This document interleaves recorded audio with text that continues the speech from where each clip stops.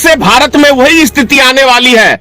लोकतंत्र खत्म होने जा रहा है। निर्वाचन आयोग तो आज के टाइम में भारतीय जनता पार्टी के तलवे चाटने वाली कठपुतली है। वैसे भी नरेंद्र मोदी का इतिहास कुछ बेहतर नहीं रहा है। जब वो घर से जेवर चोरी करके भागा था, तो अब देश में अगर ईवीएम की चोरी करा रहा है तो ये कोई हैरानगी की बात नहीं है। इसमें ईवीएम पे चुनाव हो रहा है तो क्या कहूं कि निर्वाचन आयोग भारतीय जनता पार्टी का तलवा चाटता है कि नहीं चाटता है? 100% चाटता है, माल मिलता है। निर्वाचन आयोग के अधिकारी ट्रक के ट्रक, वाराणसी में 3 ट्रक थे, 2 भाग गए और 1 पकड़ा गया। चोरों का एक टीम बना है। भारतीय जनता पार्टी ने एक चोरों की टीम बनाई है। दूसरे की संपत्ति को कब्जा कर लो और राम की मूर्ति को स्थापित कर दो। राम राम चिल्लाओ रोड पे चोरों, और रोड पे नंगा नाच भी। क्या बात है। मोदी है तो हम सुरक्षित हैं। तुम्हारी अम्मा को पहले जब मोदी नहीं था तो मुसलमान कब्जा किए हुए थे क्या? नपुंसक हो। जो भी व्यक्ति इस भाषा को प्रयोग करता है वो सबसे बड़ा साला नपुंसक है। तुम गुलामी के लायक ही हो। जितने भी अंधभक्त हैं नपुंसक की औलाद है। और जो भी मुसलमान का नाम लेते हैं निश्चित तौर पे इनकी अम्मा, इनकी बहन मुसलमानों की रखेल होगी। मोदी है तो सुरक्षित है। मोदी घरवाली को तो रख नहीं पाया, तुम्हें सुरक्षित दे रहा। रोड पे कटोरा मोदी ने पकड़ा दिया है, फिर भी अंधभक्तों का अंधभक्ति नहीं टूट रहा है। या भारतीय जनता पार्टी ने जो ईवीएम की चोरी करी उस पे नाचे। चोर का समर्थक तो कोई चोर ही कर सकता है। भारत की जनता को गुलामी पसंद है। क्यों कह रहा हूं ये बातें? समझने की जरूरत है। 850 वर्ष मुगलों ने शासन किया है भारत के ऊपर और 250 वर्ष अंग्रेजों ने शासन किया है। अब बहुत जल्दी फिर से भारत में वही स्थिति आने वाली है। लोकतंत्र खत्म होने जा रहा है और राजतंत्र बहुत जल्दी भारत की जनता इसको देखेगी। देश में जिस तरीके का चुनाव भारतीय जनता पार्टी के नेतृत्व वाली सरकार करा रही है, क्योंकि ये निर्वाचन आयोग चुनाव नहीं करा रहे हमारे देश के अंदर। निर्वाचन आयोग तो आज के टाइम में भारतीय जनता पार्टी के तलवे चाटने वाली कठपुतली है। क्योंकि जिस तरीके से 5 राज्यों का चुनाव देखने को मिला और जिस तरीके से ईवीएम की हेरा फेरी कराई गई है वो जग जाहिर है, पूरी दुनिया देख रही है। वैसे भी नरेंद्र मोदी का इतिहास कुछ बेहतर नहीं रहा है। जब वो घर से जेवर चोरी करके भागा था, तो अब देश में अगर ईवीएम की चोरी करा रहा है तो यह कोई हैरानगी की बात नहीं है। नरेंद्र मोदी घर का जेवर ही लेके भागा था, कोई खाली जेब तो भागेगा नहीं। अरे 15-16 साल की उम्र में घर छोड़ के भागा था। तो नरेंद्र मोदी का इतिहास ही कुछ ऐसा ही है। आज वो देश का ईवीएम चोरी कराता है। अब प्रश्न ये उठता है कि योगी आदित्यनाथ के लिए क्यों नहीं चोरी कराया? क्योंकि योगी आदित्यनाथ नरेंद्र मोदी को कांटे की तरह चुभ रहे थे उत्तर प्रदेश में। अभी पीछे अनबन हुई भी थी, सबने देखा किस तरीके का माहौल उत्तर प्रदेश में था। भाजपा की रैलियों में कहीं कोई 10 आदमी नजर नहीं आते थे, वो व्यक्ति चुनाव जीत रहा है। यह आश्चर्यजनक बात है। अगर इतना ही होता तो पंजाब में भी जीतते, क्योंकि पंजाब की जनता जागरूक है, शेर है शेर। वहां नरेंद्र मोदी की हेरा फेरी नहीं चली। तो जहां की जनता मरे हुए मुर्दे की तरह समान रहेगा, वहां तो यह सब होगा। वैसे भी भारत की जनता 75% आज के समय में कहूं तो कोई दारू पे बिकता है, कोई तारी पे बिकता है, कोई चाय पे बिकता है, कोई मित्रता में बिकता है और कोई पैसे पे बिकता है। तो लोकतंत्र ये तो फालतू का तंत्र है। यदि एक नगर निगम के चुनाव के लिए 5 लाख रुपया निर्वाचन आयोग, एक छोटे से नगर निगम के चुनाव के लिए दिल्ली में एमसीडी चुनाव के लिए तय किया है निर्वाचन आयोग ने, क्या काम है 5 लाख रुपया का?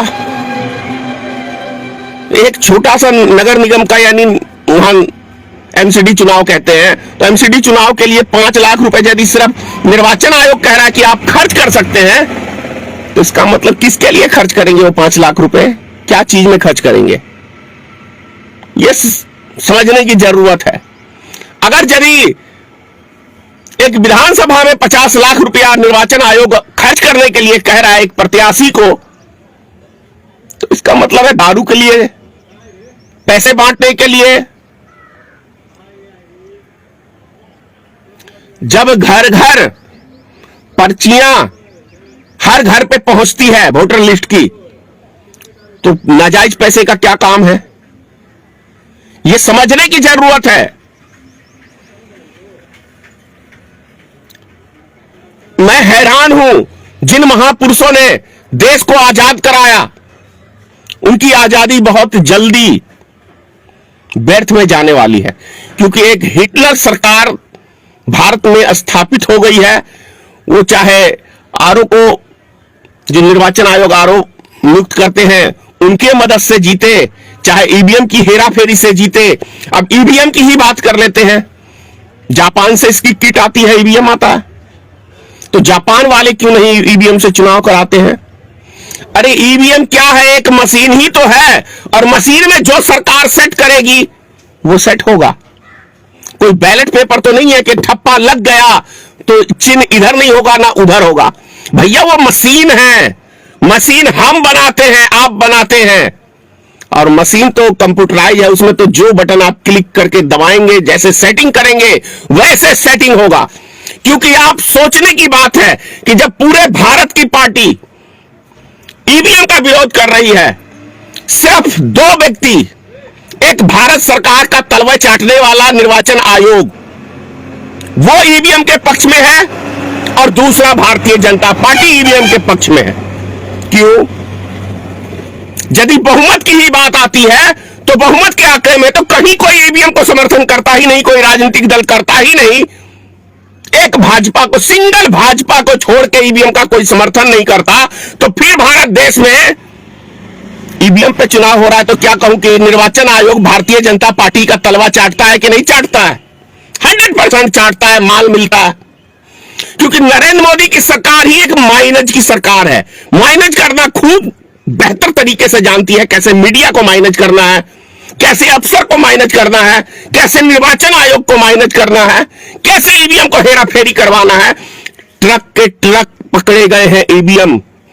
वो भी सोचने की बात यह है कि ट्रेनिंग चुनाव से एक दिन पहले होता है, ईवीएम कैसे खुलता है, या ट्रेनिंग उससे पहले होता है? 4 महीने पहले परीक्षण देते हैं। क्या चीज के लिए शिविर लगाया जाता है, क्या चीज के लिए ट्रेनिंग, इसी के लिए दिया जाता है ना। किसको उल्लू बना रहे हैं ये निर्वाचन आयोग के अधिकारी? ट्रक के ट्रक, वाराणसी में 3 ट्रक थे, 2 भाग गए और 1 पकड़ा गया। यह जीता जागता प्रमाण है।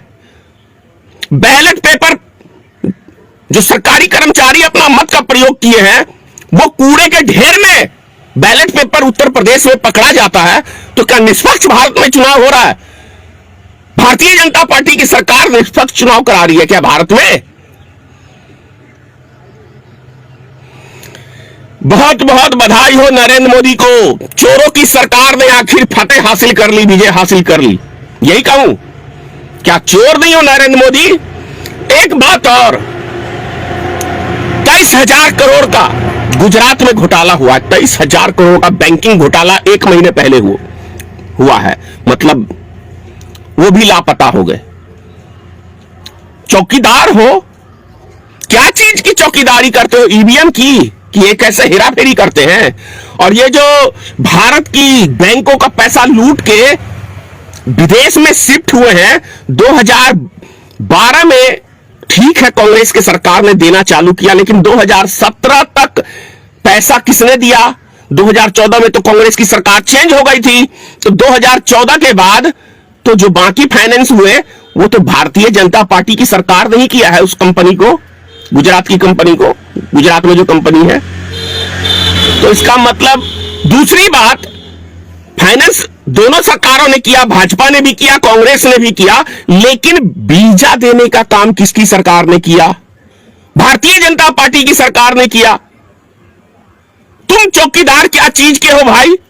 वीजा देने के लिए कि भैया घोटाले का पैसा आधा इधर लाओ, हम वीजा देते हैं और विदेश में आपको शिफ्ट कराते हैं।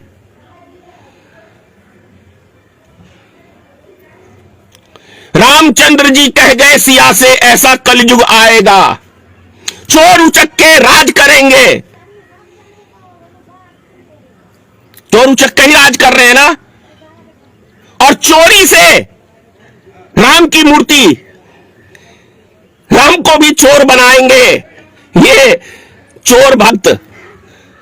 अभी एक नया युग चालू हुआ है, चोरों का एक टीम बना है। भारतीय जनता पार्टी ने एक चोरों की टीम बनाई है अंधभक्ति में। दूसरे की संपत्ति को कब्जा कर लो और राम की मूर्ति को स्थापित कर दो और राम राम चिल्लाओ रोड पे। चोरों, चोरी भी, सीना जोरी भी कहावत था, देखने को भी मिल रहा है। चोरी भी और सीना जोरी भी और रोड पे नंगा नाच भी, क्या बात है। यही रामचंद्र जी का आदर्श अपना रहे हैं। रामचंद्र जी के नाम को भी कलंकित करने के लिए ये मोदी भक्त। और एक चीज और, बहुत सारे मोदी भक्तों को मैं सुनता हूं, मोदी नहीं होता तो मुसलमान देश में कब्जा कर लेते, मोदी है तो हम सुरक्षित हैं। तुम्हारी अम्मा को पहले जब मोदी नहीं था तो मुसलमान कब्जा किए हुए थे क्या? जो तुम इस तरह की भाषा करते हो, तुम नपुंसक हो। जो भी व्यक्ति इस भाषा को प्रयोग करता है वो सबसे बड़ा नपुंसक है। तुम मर्द नहीं है। मुसलमानों की इतनी हिम्मत की देश में कब्जा कर लेगा। 100 करोड़ 110 करोड़ हिंदू पे अगर 20 करोड़ मुसलमान हावी है तो तुम नपुंसक हो।